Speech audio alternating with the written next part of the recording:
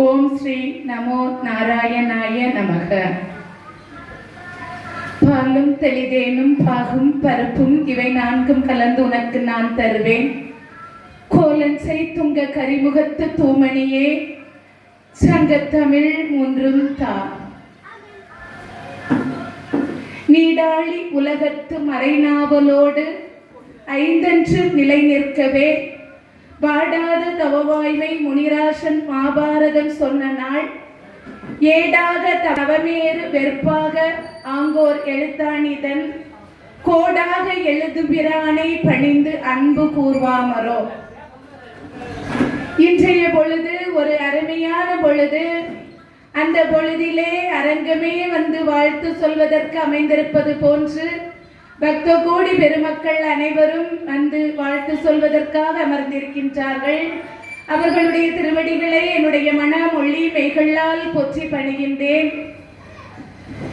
இன்றைய தினத்திலே 8வது திருவிழாவானது நம்முடைய ஸ்ரீ கோதண்டராமி திருக்கோவிலே மிகவும் விமர்சையாக நடந்தேறி கொண்டிருக்கின்றது. அந்த விழாவினை உபயமாக வழங்கியிருப்பவர்கள் சித்தா, வைத்தியம், கொலா, செட்டி, ஷெலுக்கா, லகுடுவா, சுரி, புளியடி, கந்துடுவா குடும்பத்தார்கள். இந்த குடும்பத்தார்கள் அனைவரும் நம்முடைய பகவான் அருளை பரிபூரணமாக பெற்று பல்லாண்டு பல்லாண்டு பல கோடி நூறாண்டு இப்பூவுலகிலே வாழ்ந்து வாழையடி வாழையாக அவர்களுடைய குடும்பங்கள் தலை தூங்க நம்முடைய பகவான் விஷ்ணுவை வேண்டி அவருடைய திருவடிகளிலே விண்ணப்பத்தை வைத்து அவர்களுடைய குடும்பத்தார்கள் அனைவரும் 16 வகையான செல்வங்களை பெற்று நீடூழி வாழ வேண்டும் என்று பகவானுடைய தங்கையாக இருக்கக்கூடிய மீனாட்சி தேவியை வேண்டி இன்றைய தினத்திலே அடியேன் தசாவதாரம் என்ற தலைப்பின் கீழே இன்று பலராம அவதாரத்தை பற்றி சிந்திக்க இருக்கின்றோம். மிகவும் அருமையான ஒரு அவதாரம். நம்முடைய விஷ்ணு பகவான் பார்க்கடலிலே பஞ்சனையிலே பள்ளி கொண்டிருக்கின்றார். பஞ்சனை என்று சொன்னாலே நம்மளுக்கு ஞாபகம் வருவது ஆதிசேஷன் தான். இந்த உலகத்தில் வாழ்கின்ற ஒவ்வொரு மனிதனும் உயர்வினை பெற வேண்டும் என்ற எண்ணத்தோடு நம்முடைய பகவான் பல திருக்கோலங்களிலே வந்து நமக்கு காட்சி கொடுக்கின்றார். அந்த வகையிலே எப்பொழுதும் விஷ்ணு பகவான் தான் அவருடைய திருக்கோலத்தை வந்து நமக்கு காட்டி அருளை செய்தார். கொஞ்சம் வித்தியாசமாக இருக்கட்டுமே என்று சொல்லி இந்த பலராம வடிவத்திலே அவர் அமர்ந்து படுத்து உறங்குகின்ற அந்த ஆதிசேஷன் என்று சொல்லக்கூடிய அந்த பாம்பை அவதாரமாக அனுப்பினார். எவ்வளவு சிறப்பு பாருங்க. எப்பொழுதும் சொல்லுவார்கள், இறைவனுடைய திருவடி பட்ட இடத்திலே நாம் வாழ்வதற்கு கொடுத்து வைத்திருக்க வேண்டும் என்று சொல்லுவார்கள். ஒருவன் ஒரு பணியிலே சேர்கின்றான், நல்ல கல்வி கற்று ஒரு நல்ல பணியிலே சேருகின்றான். இந்த உலகத்தை காக்கின்ற தொழிலாக இருக்கக்கூடிய காவலர் பணியிலே முதல்ல சேர்றான். நமக்கு ரொம்ப பிடிச்சிருந்து அந்த காவலர் பணி. அந்த பணியை மிகவும் சிறப்பாக செஞ்சுட்டு இருக்கான்.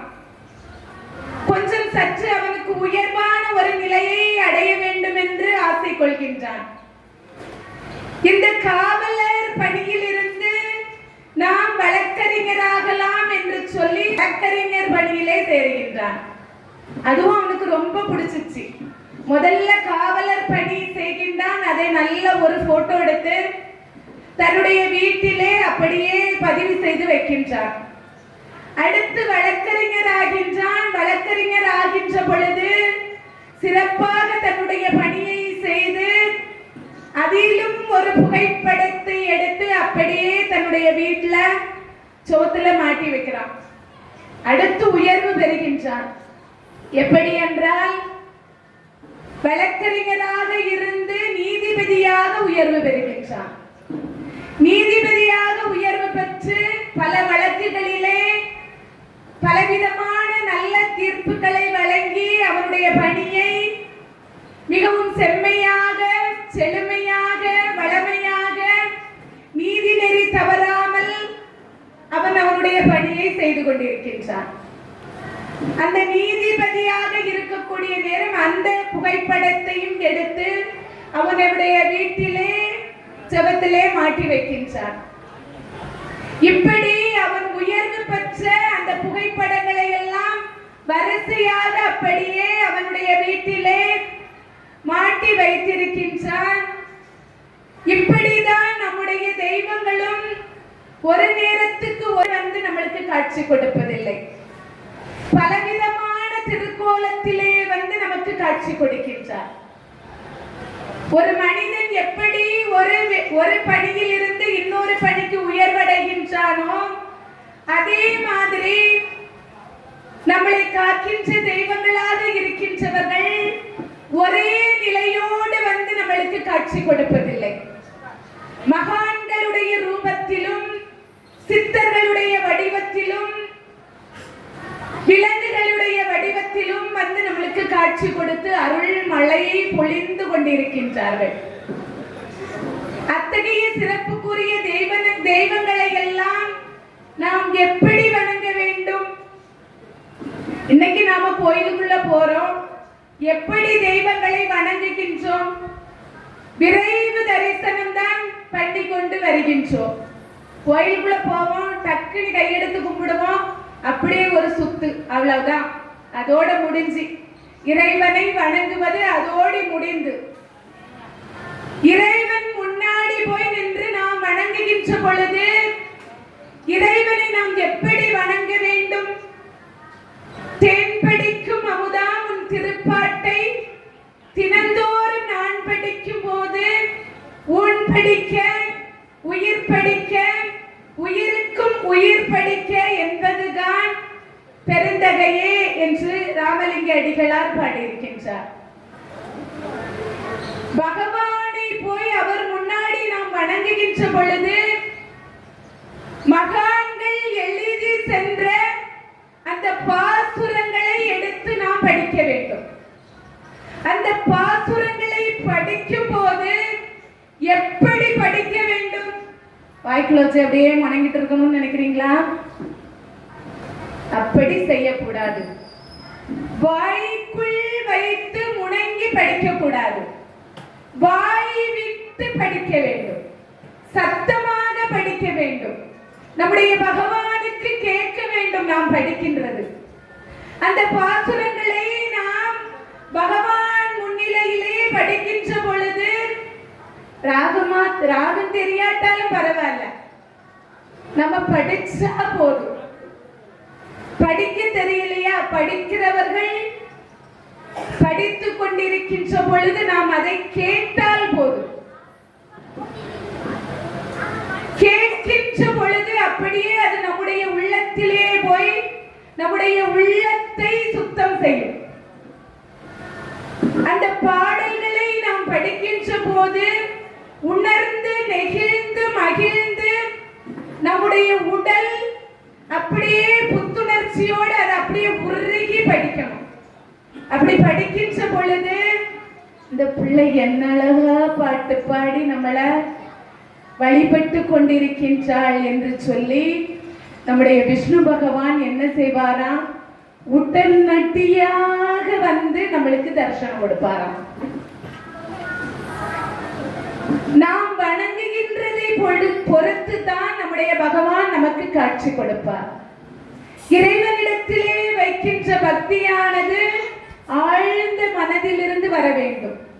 ஆழ்ந்த நம்பிக்கையாக இருக்க வேண்டும். அப்படி இறைவனிடத்திலே நாம் பக்தி வைத்து வணங்கினோம் என்று சொன்னால் பகவான் நமக்கு அருள் செய்வார். அந்த வகையிலே இன்றைய தினத்திலே துவார பர யுகத்திலே நம்முடைய ஆதிசேஷன் என்று சொல்லக்கூடிய பாம்பானது அந்த யுகத்திலே எப்படி அவதாரம் செய்தார், என்னென்ன நன்மைகளை எல்லாம் செய்தார் என்பதை பற்றி இன்றைய தினத்திலே நாம் சிந்திக்க இருக்கின்றோம். அசுரர்கள் எல்லாம் இந்த துவாரத்திலே மக்களையும் முனிவர்களையும் எல்லோரையும் கொடுமைப்படுத்தி வாழ்ந்து கொண்டிருந்தார்கள். கொடுமன மக்களை எல்லாம் கொன்று வீழ்த்தினார்கள். அந்த கொன்று வீழ்த்துகின்ற பொழுது பூமியாக இருக்கக்கூடிய நம்முடைய பூமா தேவிக்கு ரொம்ப கஷ்டமா இருந்துச்சாம். இப்படி சண்டை போட்டு மண்டைய போட்டு உடைச்சு கொண்டு இருக்கின்றார்களே, இதை என்னால் பார்த்து கொள்ள முடியவில்லையே என்று சொல்லி பூமாதேவி ரொம்ப கண்ணீர் விட்டு அழுதாளாம். என்ன செய்வது என்று இவள் என்ன செய்கின்றாள், பிரம்மதேவரிடத்திலே போய் முறையிடுகின்றாள். பிரம்மதேவரிடத்திலே முறையிடுகின்றாள். அவள் 33 தேவர்களையும் அழைத்து கொண்டு நம்முடைய பகவான் இருக்கின்ற இடத்திற்கு போகின்றார். வைகுண்டத்திற்கு போகின்றார். வைகுண்டத்திலே சென்று பகவானை நினைத்து புருஷத்தம் என்று சொல்லக்கூடிய ஒரு மந்திரத்தை அங்கே இருந்து தேவர்களோடு தேவகிகளோடு இருந்து பாராயணம் செய்கின்றார். புருஷத்தம் என்று சொல்லக்கூடிய ஒரு மந்திரம். நம்முடைய பிரம்மதேவர் அங்கே இருந்து பகவானை மனமுருகி வேண்டுகின்றார். அதான் நான் முதல்ல சொன்னேன், பகவானை நாம் எப்படி வணங்க வேண்டும் என்று நினைத்து நினைத்து உருகி உருகி நெகிழ்ந்து நெகிழ்ந்து அன்பே ஊற்றெடுக்கும் கண்ணீர், அதனால் உடம்பு நனைந்து நனைந்து அருளமுதே நன்னிதியே ஞான நடத்தரசே என்னுரிமை நாயகனே என்று வணைந்து வணைந்து ஏத்தும் நம்மீர் உலகியலீர் மரணமில்லா பெருவாழ்வு வாழ்ந்திடலாம் கண்டீர். பொய் புகழேன் சத்தியம் சொல்லுகின்றேன், பொற்சபையில் சிற்சபையில் புகுந்தருணம் இதுவே என்று நினைந்து நினைந்து பகவானை வணங்க வேண்டுமா? இப்படித்தான் இந்த பிரம்மதேவர் புருஷத்தம் என்று சொல்லக்கூடிய ஒரு மந்திரத்தை அங்கே பாராயணம் செய்வதோடு மட்டுமல்லாமல் தன்னுடைய தேவர்களையும் தன்னோடு இணைத்துக் கொண்டு அந்த மந்திரத்தை உச்சரித்தார். அப்போது அங்கே ஒரு அசரீதி ஒலிக்கின்றது. நம்முடைய பகவானுடைய குரல், நீங்கள் கவலைப்பட வேண்டாம், இந்த தேவர்கள் அனைவரும் எதுகுல தேவகிகளாக இந்த பூலோகத்திலே இந்த துவாராபக யுகத்திலே வந்து பிறப்பார்கள். அப்போது தேவகியினுடைய வயிற்றிலே ஆதிசேஷன் என்று சொல்லக்கூடிய என்னுடைய பாம்பானது வந்து அவளுடைய கருவிலே இருந்து அவதாரம் செய்வேன், அதுவரை நீங்கள் காத்திருங்கள் என்று நம்முடைய பகவானுடைய குரல் ஒலித்தது. ரொம்ப சிறப்பு, ரொம்ப மகிழ்ந்தாங்க. பிரம்மதேவர் அப்படி உருகி உருகி நம்முடைய பகவானை வணங்கினாரு. அந்த மந்திரத்தை சொன்னாரு, அதனால அவருக்கு அருள் கிடைச்சு. அப்படியே அவர்கள் இந்த கோபியர்கள் எல்லாம் எதுகுலத்திலே வந்து கோபியர்களாக பிறக்கின்றார்கள். அந்த தேவர்கள் தேவகிகள் அனைவரும் கோபியர்களாக எதுகுலத்திலே வந்து பிறவி செய்கின்றார்கள். மதுரை மாநகர், மதுரை என்றாலே எனக்கு நினைவுக்கு வருவது ஆலவாயில் என்று சொல்லலாம். மதுரை என்று சொன்னாலே நமக்கு உடனே ஞாபகம் வருவது கண்ணகி. கண்ணகியை பற்றி தெரியாதவர்கள் யாருமே தெரியாது. தன்னுடைய கணவனுக்காக மதுரையை தீபிடித்து எரியும்படி தன்னுடைய பதி விரதையால் சொன்னவள். இன்னும் நிறைய சிறப்புகள் எல்லாம் மதுரையிலே நடந்திருக்கின்றது. மதுரையை பாண்டிய நல்ல ஆட்சி, அருமையான ஆட்சி. அவனுடைய ஆட்சியிலே 400 புலவர்கள் அரசவையை அலங்கரித்துக் கொண்டிருந்தார்கள். 400 பேர். அப்ப எவ்வளவு பெரிய அரசவையாக இருக்கும் என்று நாம் நினைத்துக் கொள்ள வேண்டும்.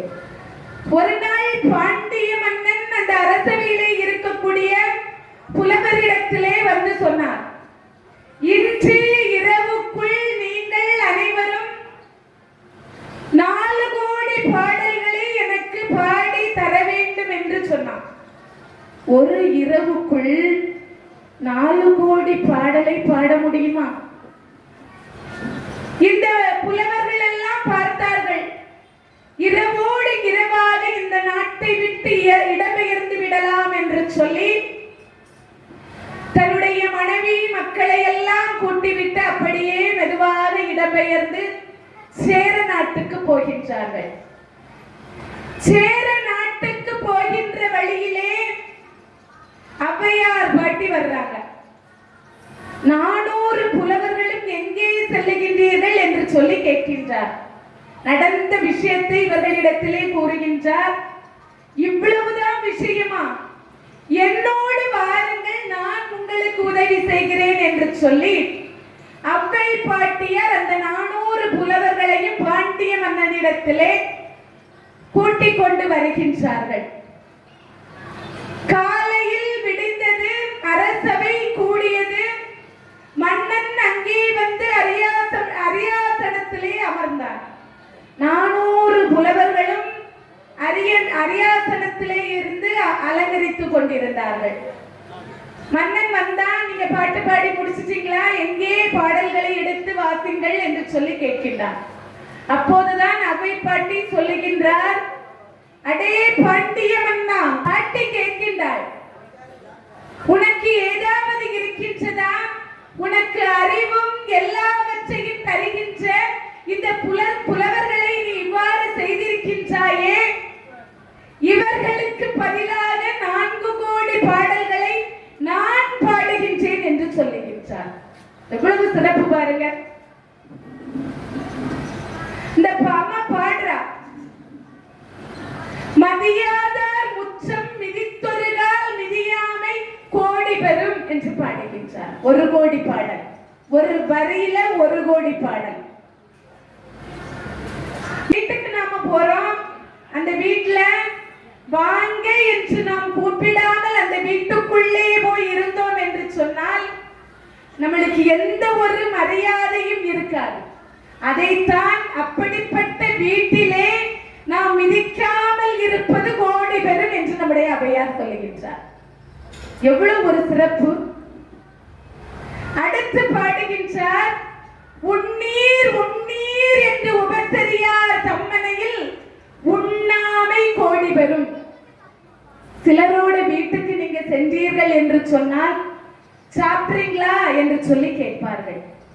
அந்த வீட்டிலே கை நனைப்பது சிறந்தது இல்லை, அப்படி கை நனைக்காமல் இருப்பது கோடி பெறும் என்று சொல்லுகின்றார்.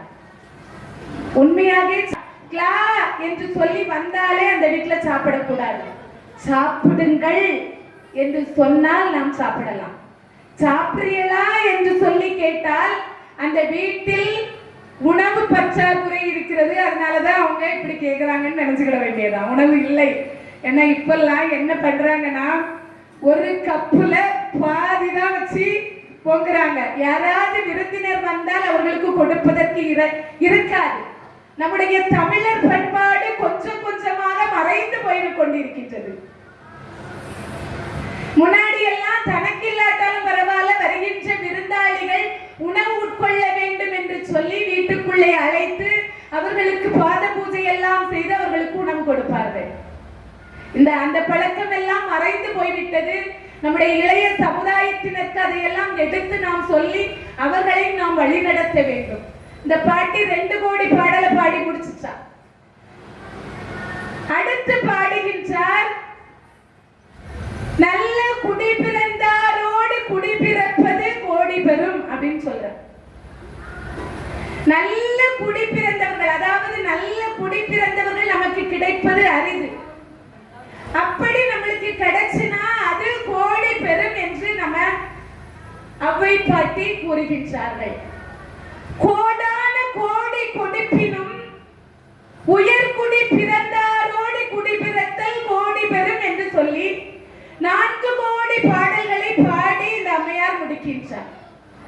கோடான கோடி கொடுப்பினும் உன்னுடைய நான் தவறாமல் இருக்க வேண்டும் என்று சொல்லுகின்றார். இப்ப வழக்கறிஞர்களை எல்லாம் பார்த்தீர்கள் என்றால் 1 கோடி கொடுத்தா அவன் போய் சொல்லிட்டு போயிட்டே இருப்பான். 1 கோடி கிடைக்குவேன்.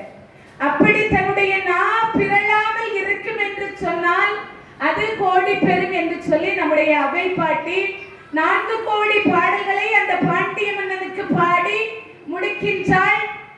இன்று முதல் இந்த புலவர்கள் இந்த அரசவையிலே இருப்பார்கள், அவர்களை நீ எதுவும் சொல்லக்கூடாது என்று சொல்லி அந்த பாண்டிய மன்னனிடத்திலே சொல்லுகின்றாள். பாண்டிய மன்னனும் தன்னுடைய தவறை உணர்ந்து அந்த புலவர்களுக்கு பரிசுகள் எல்லாம் கொடுத்து அவர்களை அரவணைத்தார்.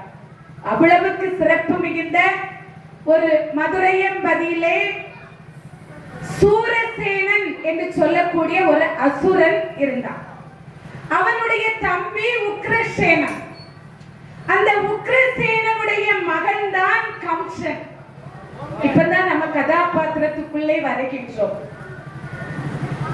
அந்த கம்சன் என்று சொல்லக்கூடியவனுக்கு ஒரு தங்கை இருந்தா. அவளுடைய பெயர் தேவகி.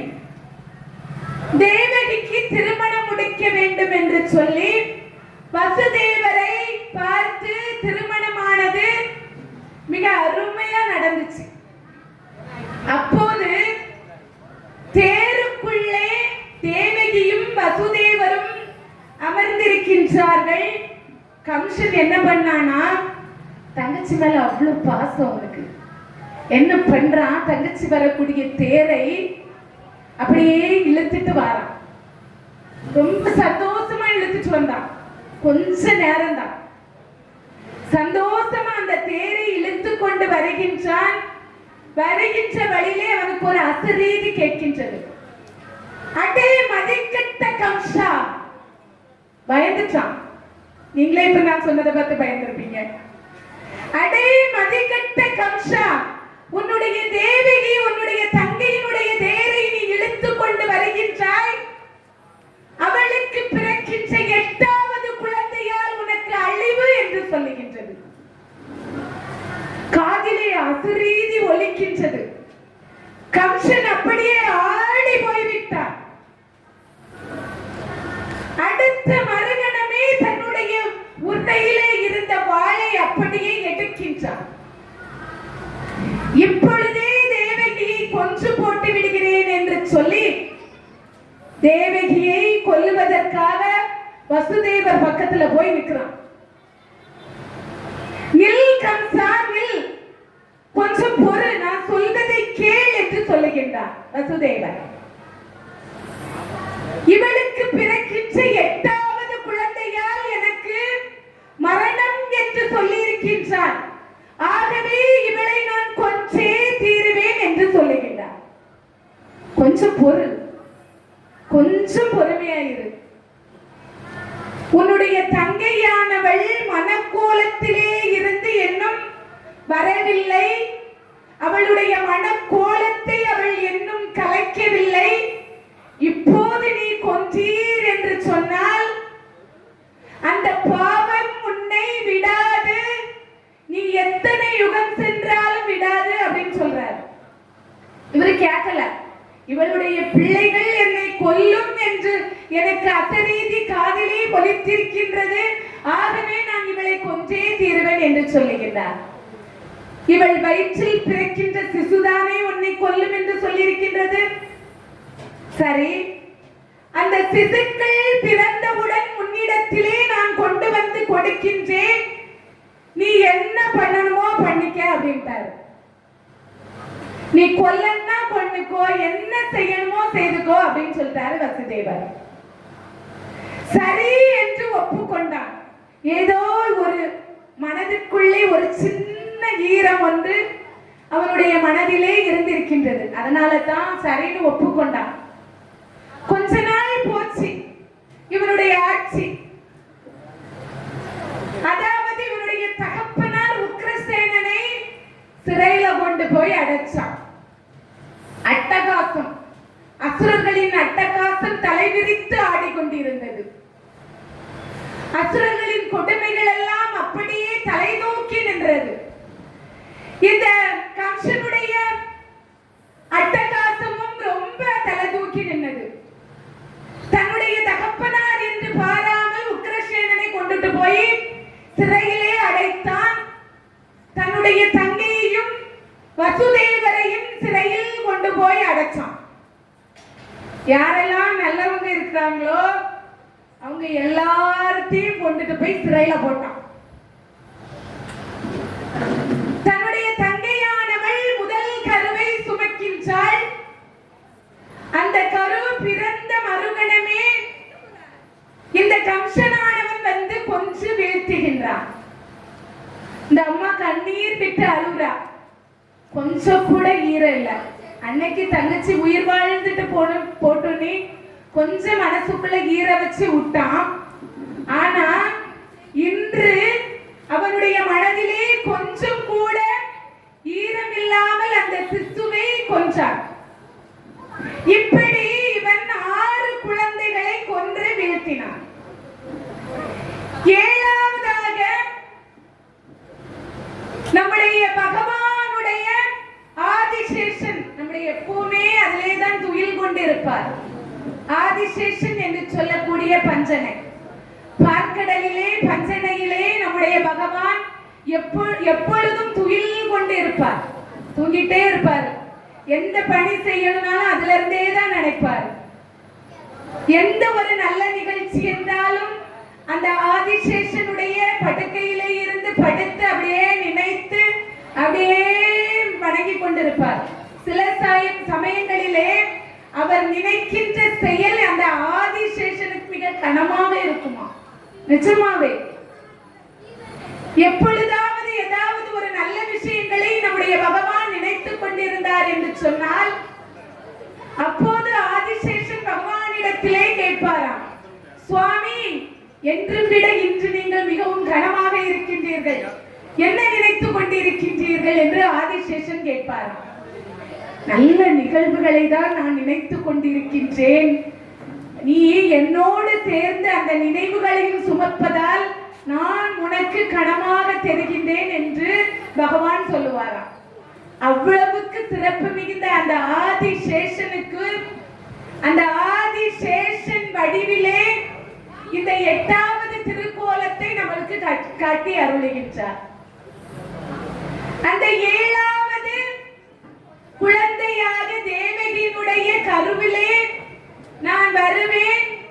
அப்போது வசுதேவருடைய மூத்த மனைவி ரோஹிணி என்று சொல்லக்கூடியவள், அந்த ரோஹிணியுடைய கருவிலே கொண்டு போய் இந்த கருவை சேர்க்க வேண்டும். சேர்க்கின்ற பொழுது அது வளர்ந்து அது பிறவி எடுக்கும் அப்படின்னு சொல்லியிருக்காரு நம்முடைய பகவான் பிரம்மதேவரிடத்திலே.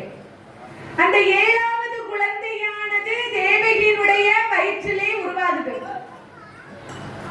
மாயா தேவி என்று சொல்லக்கூடிய ஒரு தேவியை அழைக்கின்றார்.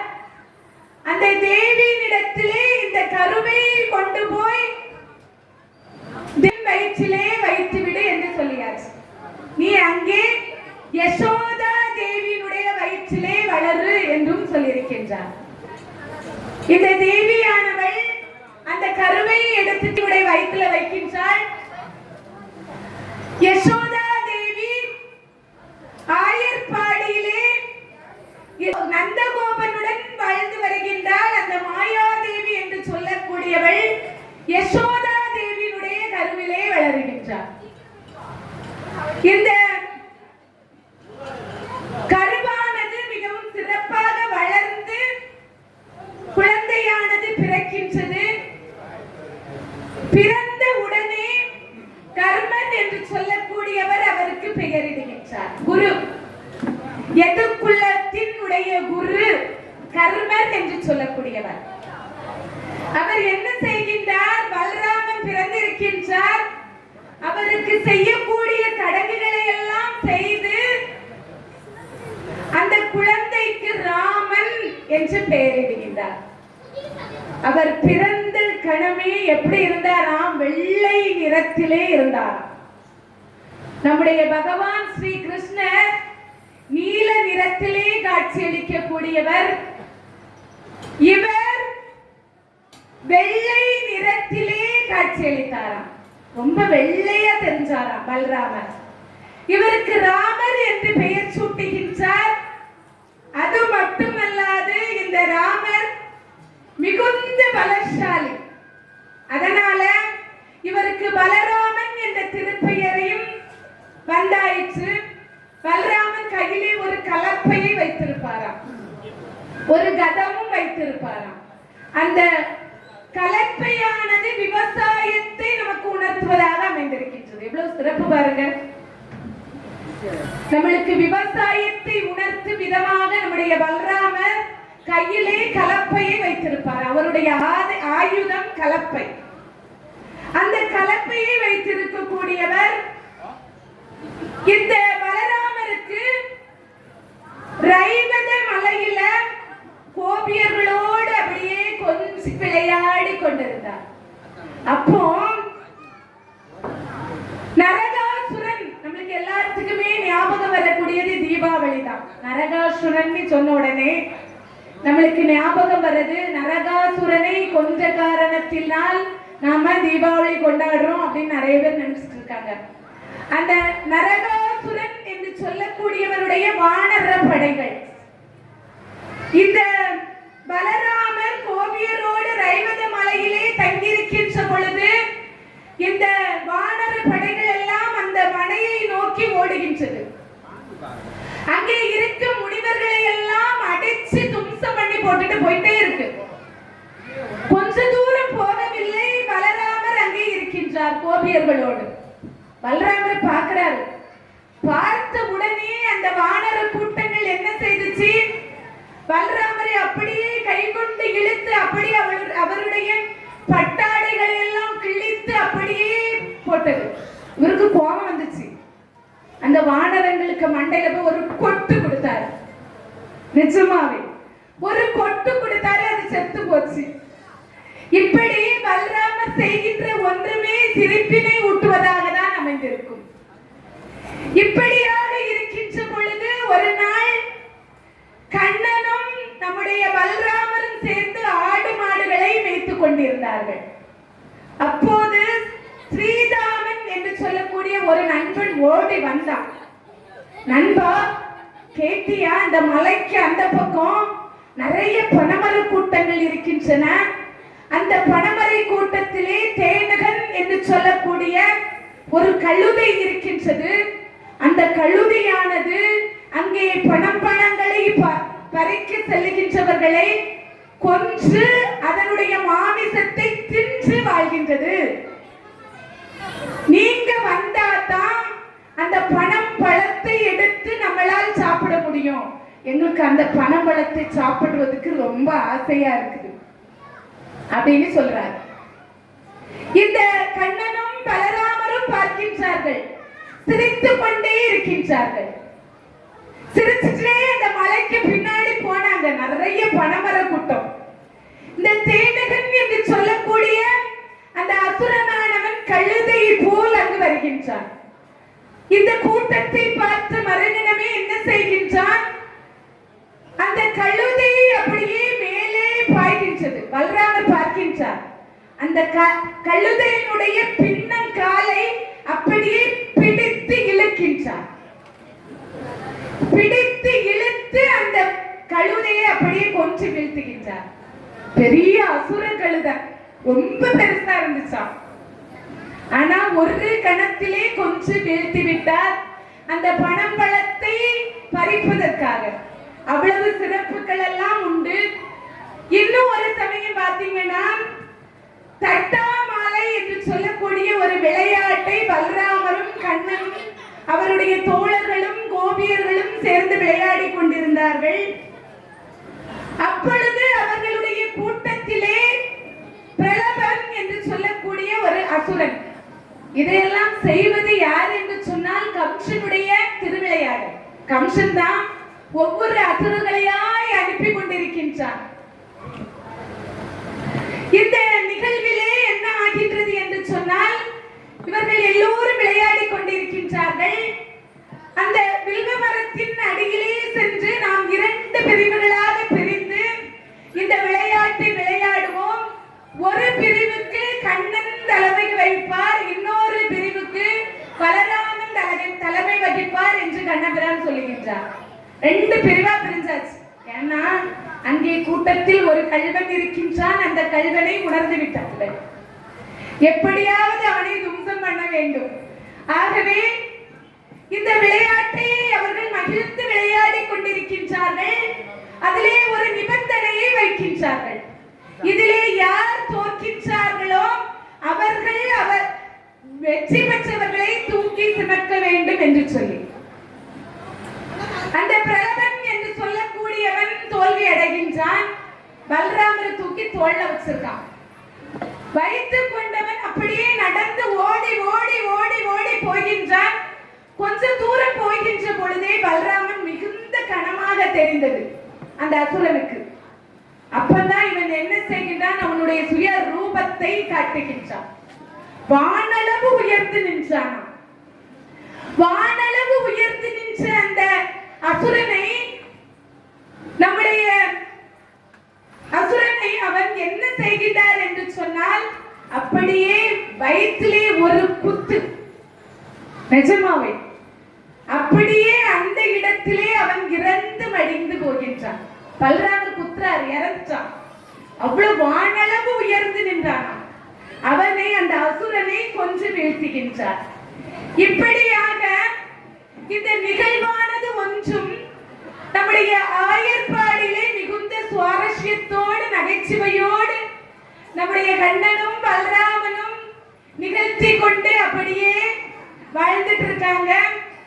இந்த மகாபாரதத்திலே பலராமன் வருகின்றார்.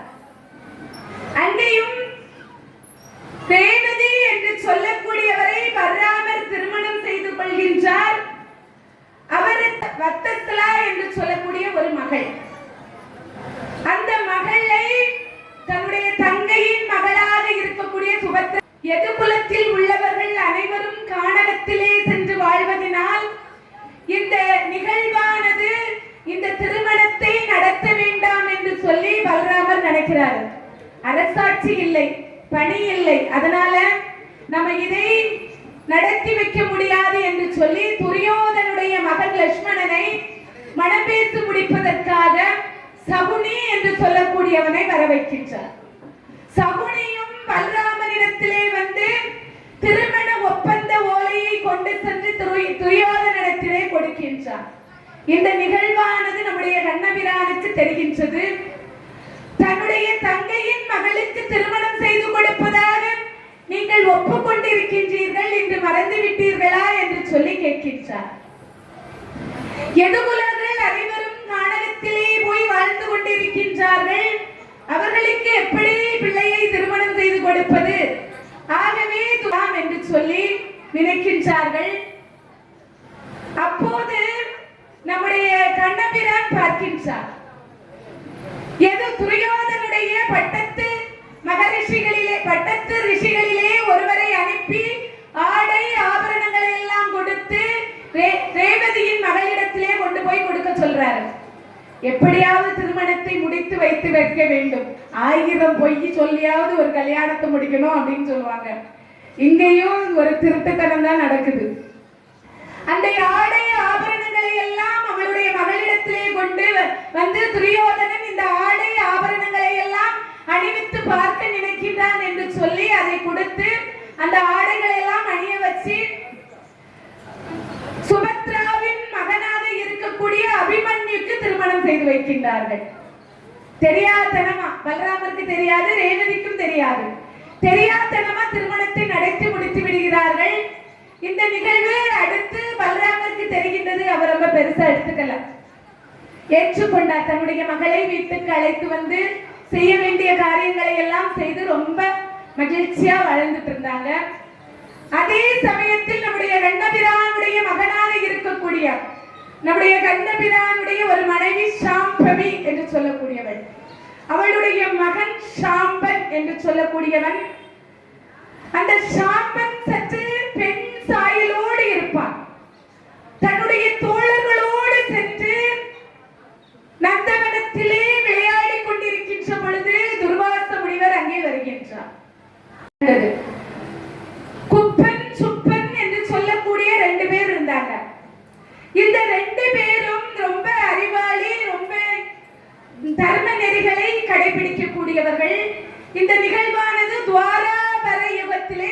கொடுக்கின்றது. இந்த சுப்பன் என்று சொல்லக்கூடியவன் என்ன செய்கின்றான்? தன்னுடைய நிலத்தை குப்பன் என்று சொல்லக்கூடியவனுக்கு தான் விலைக்கு கொடுக்கின்றான். காசுகளை வாங்கி கொண்டு விலைக்கு கொடுக்கின்றான். இந்த சுப்பனும் அதை வாங்கி கொண்டான். கொஞ்ச நாள் போகல, நிலத்தை உழுவதற்காக இந்த சுப்பன் அந்த நிலத்தை உழுகின்றான். உழுகின்ற பொழுது அதிலே ஒரு பெட்டி கிடைக்கின்றது.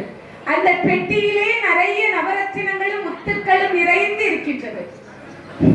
இவன் நினைக்கின்றான், இது அந்த குப்பனுடைய முன்னோர்கள் அவனுக்காக வச்சது, இதை அவன்கிட்டே நம்ம கொடுத்துருவோம் அப்படின்னு நினைச்சிட்டு அவன்கிட்ட போய் பேசுறான். இதை நீ எடுத்துக்கோ, உன்னுடைய மூதாதையர்கள் உனக்காக வைத்திருப்பது, அதனால நீ இதை வச்சுக்க அப்படின்னு சொல்றாரு. இல்லை இல்லை, நான் நிலத்தை உனக்கு நான் எழுதி கொடுத்து விட்டேன், அதில் இருக்கக்கூடிய பொருள் அனைத்தும் உனக்கே சொந்தம் என்று சொல்லுகின்றார். ஆனா இவர் கேட்கல. இல்ல, நீ வச்சுக்கோ, உன்னுடைய மூதாதையர்கள் உனக்கு வைத்திருக்கின்றார்கள், ஆகவே இதை நீ உனக்கு வைத்துக்கோ என்று சொல்லுகின்றார். ஆனா கேட்கல.